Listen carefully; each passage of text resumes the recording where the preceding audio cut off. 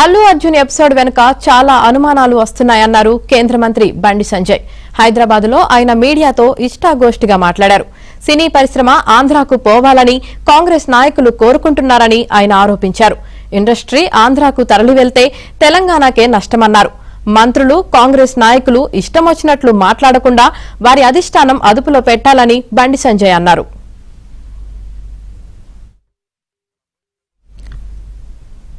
మరోవైపు వాజ్పేయి శత జయంతి ఉత్సవాల్లో బండి సంజయ్ పాల్గొన్నారు.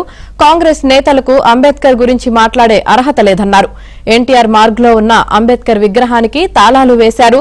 ఆయన చరిత్ర తెలిపేలా ఉన్న గదుల్లోకి వెళ్లనివ్వడం లేదన్నారు.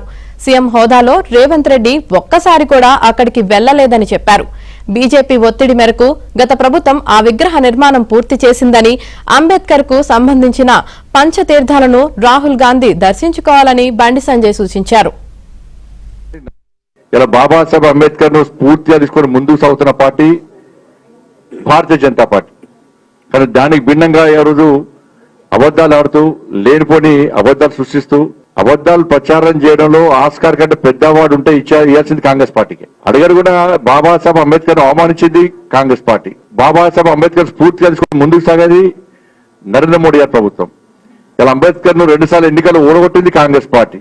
21 మందికి భారత రత్న ఇచ్చారు, నెహ్రూకి ఇచ్చుకున్నారు, ఇందిరాగాంధీకి ఇచ్చుకున్నారు తప్ప ఏ రోజు బాబాసాహెబ్ అంబేద్కర్ కు భారత రత్న ఇవ్వాలని చెప్పి ఏ నోని కూడా ఆలోచించని పార్టీ కాంగ్రెస్ పార్టీ. ఇలా కనీసము సెంట్రల్ హాల్లో అంబేద్కర్ గారి చిత్రపటం పెట్టకుండా అవమానించింది కాంగ్రెస్ పార్టీ. కాంగ్రెస్ పార్టీ ఈరోజు అంబేద్కర్ గారిని అవమానించింది కాబట్టి 2014లో కాంగ్రెస్ పార్టీ కేవలం 44 సీట్లకు మాత్రమే పరిమితమైంది.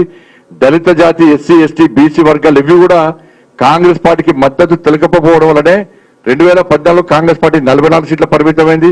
2019లో కాంగ్రెస్ పార్టీ 52 సీట్ల పరిమితమైంది. ఇవాళ మొన్న 99 సీట్ల మాత్రమే పరిమితమైంది. ఇలా కాంగ్రెస్ పార్టీ దాని గురించి గుణపాఠం నేర్చుకోకుండా తిరిగి భారతీయ జనతా పార్టీని దళితులకు వ్యతిరేకమైన ముద్ర వేయడానికి ప్రయత్నం చేయడం చాలా సిగ్గు చేయడం వల్ల